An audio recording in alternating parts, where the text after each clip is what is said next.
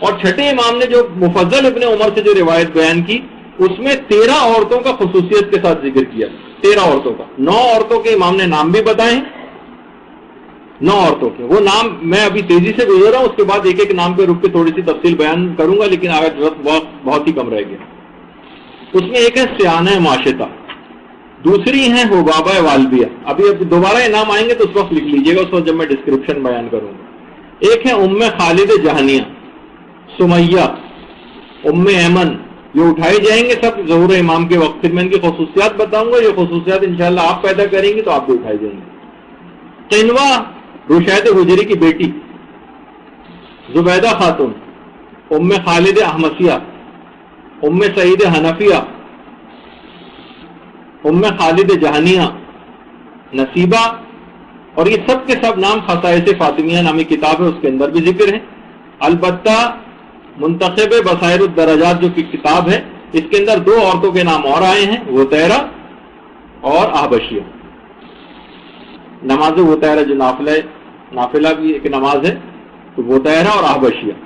اچھا، اب اس میں سیانہ معاشطہ، حضرت حسقیل علیہ السلام کی بیوی تھی، فرعون کی بیٹی کی آرائش گر اور بیوٹیشن تھی۔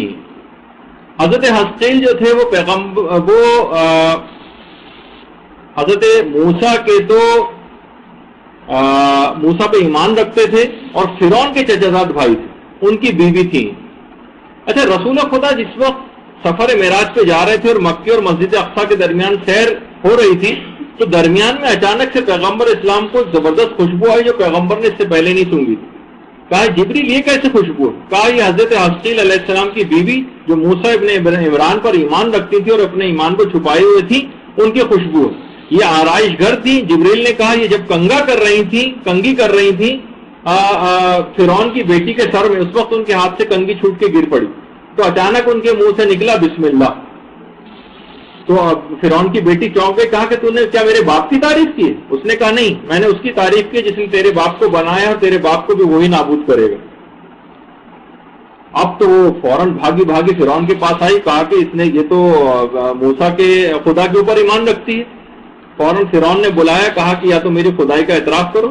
اس نے کہا نہیں، میں اعتراف تو نہیں کروں گی، میرا خدا وہی ہے جو خدا وحدہ لا شریک ہے۔ کہا کہ تندور روشن کیا جائے، تندور کی آگ کو روشن کیا گیا اور اس کے ایک ایک بیٹے کو پکڑ کر آگ کے اندر ڈالا گیا۔ سیانہ معاشطہ کہتے ہیں بیوٹیشن کو، نام سیانہ تھا اس کا۔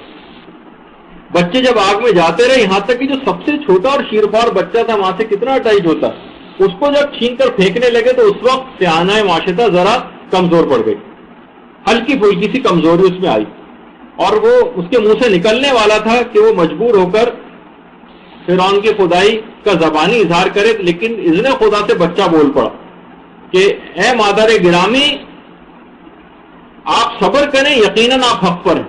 یعنی کمزور پڑتا دیکھ کر فوراً کومک کرنا، بہرحال وہ بچہ بول پڑا۔ لیکن اس کے بعد فرعون نے دونوں کو پکڑ کر، سیانہ معاشطہ کو اور ان کے بچے کو، دونوں کو آگ میں ڈال دیا اور ان کا جسم جل کر خاکستر ہو گیا۔ اس کے بعد ان کے خاک کو زمین میں دفن کیا گیا۔ تو بہرحال قیامت تک زمین سے وہ خوشبو اٹھتی رہے گی جو سیانہ معاشطہ کی۔ یہ سیانہ معاشطہ زندہ جاوید ہو کر دنیا میں واپس آئیں گی۔ آپ نے دیکھا کہ ان کی خصوصیت کیا ہے؟ اصول دین کی آبیاری کے لیے، اس کے لیے سیانہ معاشطہ کی خدمات، یعنی عقائد کے لیے استقامت، یہ ان کا پیغام۔ اسی طریقے سے حبابہ والبیہ، شیخ طوسی نے ان کو امام حسن کے اصحاب میں شمار کیا، اور 8 ائمہ کی صحابیہ گزری، اور 8ویں امام نے ان کے انتقال کے بعد اپنے ذاتی لباس میں ان کو دفن کیا۔ انتقال کے وقت حبابہ والبیہ کی عمر 240 سال تھی، اور ان کو معجزے سے 2 دفعہ جوانی عطا ہوئی ہے۔ ایک دفعہ چوتھے امام نے جوانی عطا کی، اس کے بعد 8ویں امام نے کی۔ یہ پتھر ایک لے کر گئی تھی امیر المومنین کے پاس، کہا کہ اس کا میں چاہتی ہوں کہ آپ سے آپ کی امامت کی کوئی دلیل طلب کروں۔ اس وقت کوفے کے باہر جو بازار ہے، امام وہاں پر بیٹھے ہوئے تھے۔ امام نے ایک پتھر کو اٹھایا اور اس کے اوپر اپنے ہاتھ سے وہ مہر اس کے اوپر لگائی، پتھر کے اوپر ایک نقش سا ابھر آیا۔ اس کے بعد امام نے کہا میرے آنے کے بعد کوئی اور جو بھی امام برحق ہوگا وہ اسی طرح سے اس پتھر کے اوپر مہر لگائے گا۔ اس کے بعد امام حسین کے پاس آئیں، اس کے بعد امام حسن کے پاس آئیں، پھر امام حسین کے پاس آئیں، پھر امام زین العابدین کے پاس آئیں۔ امام زین العابدین کی خدمت میں جب آئیں تو اس وقت حبابہ والبیہ کی عمر 113 سال کی ہو چکی تھی، ہاتھوں میں راشا تھا۔ مولا نے دعا کی، چوتھے امام نے، اور ان کی جوانی واپس آئی۔ وقت جو ہے گزرتا گیا یہاں تک کہ 8ویں امام کا دور آ گیا. 8ویں امام نے بھی دعا کی, ان کی جوانی دوبارہ واپس آئی. 8ویں امام کے دعا کرنے کے 9 ماہ کے بعد حبابہ والبیہ کا انتقال ہو گیا. تو بہرحال آپ نے یہ دیکھا کہ علم کا شوق, احادیث کا بیان, باقاعدہ داڑھی کے سلسلے میں جو ایک روایت ہے وہ بھی حبابہ والبیہ سے, جس کا بھی موقع نہیں ہے کہ میں اس کو بیان کروں. حق کی تلاش اور حق کی جستجو, یہ جو ہے یہ خصوصیات تھیں جو کہ ہم بھی اگر پیدا کر لیں کہ حق بات کو حاصل کریں, حق بات کا علم حاصل کریں, کہاں سے ہم کو احکامات الہی صحیح طور پر مل سکتے ہیں, کہاں سے صحیح عقائد حقہ مل سکتے ہیں. جستجو کیجئے, پوچھئے, علماء کے پاس جائیے, زانو تلمس جو ہے ان کے سامنے طے کریں اور اس طرح سے حاصل کریں. حبابہ والبیہ کی خصوصیت تھی جس کی بنا پر حبابہ والبیہ کو امام زمانہ کی نصرت کے لیے دوبارہ اٹھایا جائے گا. اس کے بعد خالد جہانیہ, جب عراق کا حاکم یوسف ابن عمر آیا تھا تو اس نے حضرت زید ابن علی کو کوفے سے بلا کر, آپ کو پتہ ہے کہ شہید کیا تھا, تو خالد کے ہاتھوں کو شیعہ ہونے اور حضرت زید کے قیام کی طرف مائل ہونے کے جرم میں خالد جہانیہ کے ہاتھ کاٹ دیے گئے تھے. ابو بصیر کہتے ہیں میں چھٹے امام کی خدمت میں حاضر تھا کہ خالد اپنے کٹے ہوئے ہاتھوں کو لے کر وہاں پر آ گئے. معمولی بات, اتنی فصیح و بلیغ اور عالمہ خاتون تھی, اور جو ان کے مناظر اور اثبات امامت کے ایسے دلائل رکھتی تھی کہ امام صادق نے ابو بصیر سے کہا کہ اے ابو بصیر, خالد کی باتیں سننے کے تم خواہش مند ہو؟ انہوں نے کہا جی ہاں مولا, میں بہت خوش ہوں گا. خالد امام کے قریب گئی, امام کے پاس آ کر باتیں کی. ابو بصیر کہتے ہیں میں ان کی فصاحت و بلاغت اور علم کو دیکھ کر حیران رہ گیا. یعنی خالد جہانیہ علم کے حوالے سے, یعنی خواتین کو بھی پیغام ہے کہ امام زمانہ کی نصرت کرنے والی خواتین جو اٹھائی جائیں گی, اس میں تیسری خصوصیت جن خاتون کی ہے خالد کی, علم حاصل کر کے, ایسے میں ان کے علم کو دیکھ کر حیران رہ گیا. اس کے بعد خالد نے نہایت فصاحت و بلاغت کے ساتھ امام سے ولایت کے مسئلے پہ بات کی, دشمنوں سے برات کے موضوع پر بات کی, نہایت فصیح و بلیغ گفتگو فرمائی. معجم الرجال الحدیث میں آیت اللہ خوئی نے خالد جہانیہ کا واقعہ بھی نقل کیا 14ویں جلد میں. تو یہاں علم کو حاصل کر رہا, جرت مندی اور ثابت قدمی اور علم خاص طور پر, یہ خصوصیات شمار ہوں. اسی طریقے سے سمیہ جو عمار یاسر کی والدہ تھی, یاسر جو رسول کے صحابی تھے ان کی بیوی تھی, اعلان بعثت کے بعد 7ویں وہ خاتون ہے کہ جنہوں نے اسلام جو ہے قبول کیا, اور بدترین شکنجے کے اندر سمیہ کو جو ہے رکھا جاتا تھا. اور مقبرۃ الشبیکہ جو بالکل یہاں پر خانہ کعبہ ہے اور اس کے سامنے جو قبرستان ہے, اس میں ہمارے یاسر کی جو والدہ حضرت سمیہ کی قبر ہے یہاں پر. تو پورے خاندان کو شکنجے میں کسا جاتا تھا. پیغمبر جب یہاں سے گزرتے تو فرماتے تھے اے خاندان یاسر صبر کر لو, جان لو کہ جنت جو ہے وہ تمہاری منزل. یا ان افراد کے لیے بھی ایک جملہ کہا جائے کہ جو کہتے ہیں کہ یہ کیسے ممکن ہے کہ امیر المومنین کے سامنے حضرت زہرا پر ظلم ہوتا رہے اور وہ خاموش نہیں, ہو ہی نہیں سکتا کہ ایسا واقعہ کوئی ہوا نہیں.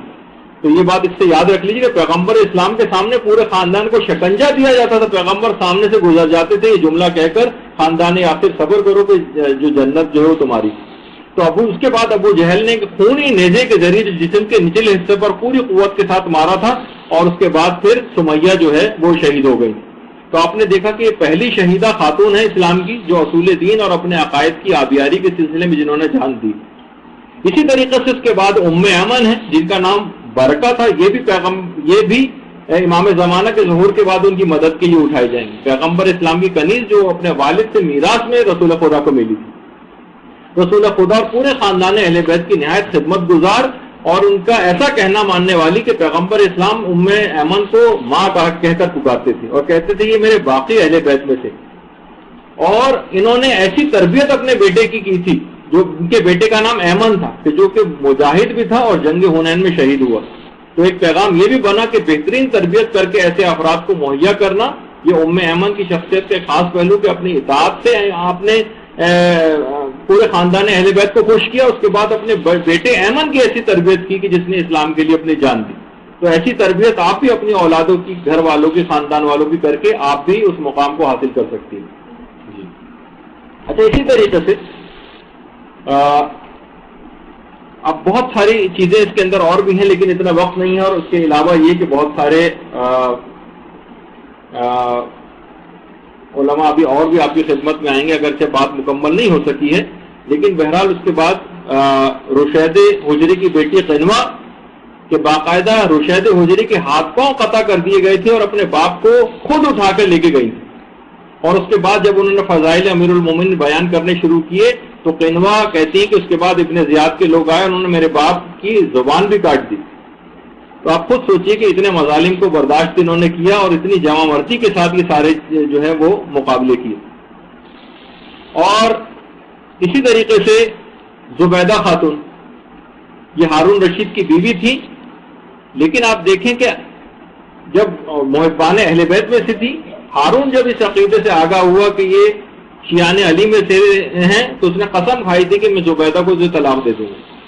لیکن اپنے اخلاقیات اور چیریٹی اور صدقات اور اخلاق حسنہ سے ایسی متصف تھی اور اسی میں معروف تھی کہ جس وقت مکے میں ایک پانی مشق کی قیمت جو ہے وہ 1 دینار سونے کی ہوا کرتی تھی، اور حاجیوں کے لیے جو ہے پانی کا شدید مسئلہ تھا، تو اہل مکہ کو سیراب کیا تھا اور پہاڑوں اور دروں کو کھود کے 10 میل دور سے حرم میں نہر نکال کے لے کر آئی.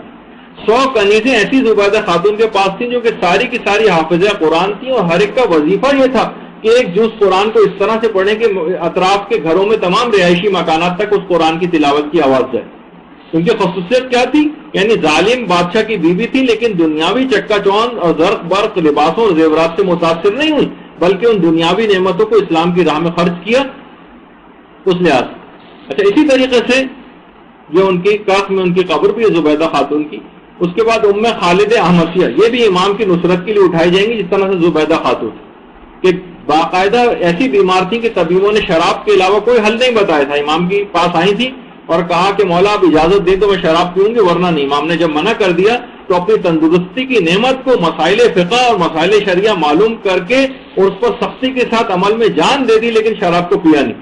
اتنا بڑا مقام حاصل کیا. آپ نے دیکھا کہ ابھی تک عقائد کی آبیاری کے حوالے سے، اور زبیدہ خاتون نے جو اخلاقیات کے حوالے سے، اور ام خالد احمدیہ نے مسائل فقہ پر اور اسلامی احکامات پہ عمل کے حوالے سے اپنی جان دی ہے. اور یہ اگر ہم بھی اپنی زندگیوں میں اس چیز کو راسخ کریں، ان کی خصوصیات جو آئی ہیں جن کی بنا پر اٹھائے جائیں گے اپنے اندر بھی اگر ہم پیدا کر لیں تو انشاءاللہ آپ دیکھیں گے کہ ہم اور آپ خود بھی جب سختی کے ساتھ ان پر عمل درآمد ہوں گے تو امام زمانہ کی ناصرین کے لیے ان خصوصیات کی بنا پر اٹھائے جانے کے اہل ثابت ہوں گے. اور اسی طریقے سے بہت ساری خواتین اور ہیں، لیکن ان کا اس وقت میں تذکرہ اب اس وقت فی الحال نہیں کر سکتا، گفتگو بس ایک لحاظ سے یہاں پر روکتے ہیں. تو یہی ہے، آپ کو بہت اچھا ایک موقع اس سلسلے میں ملے گا. چند خصوصیات خواتین کی اور باقی تھیں، لیکن لب و لباب ان کا بھی یہی ہے. تو علوم کے لحاظ سے آپ یہ دیکھ لیں کہ سب سے اہم ترین چیز یہ کہ آپ کو علم حاصل کرنا ہے. خود امام زمانہ علیہ السلام کی جو والدہ گرامی تھی حضرت نرجس خاتون، روم کی شہزادی تھی،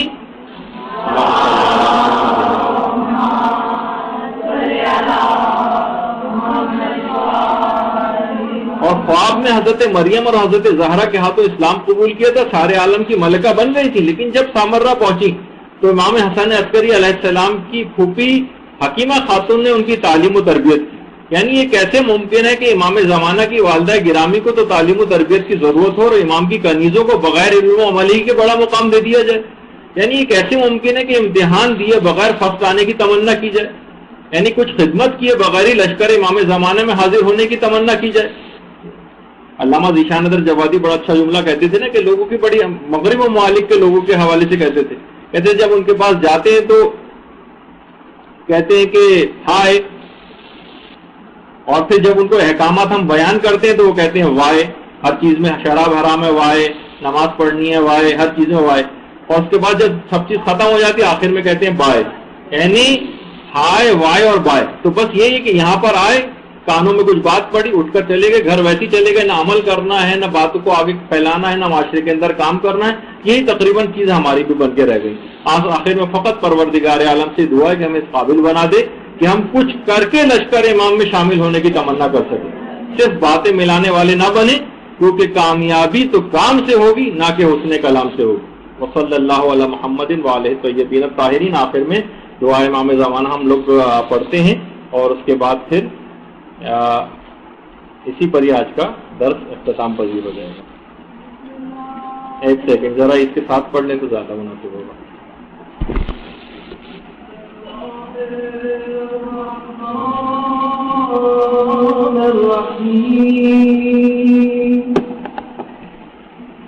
اللهم كل ولي كان حجة الحسن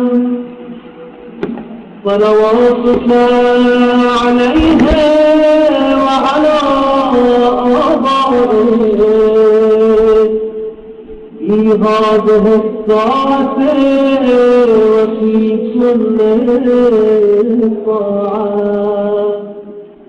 وليا حافظا وقائدا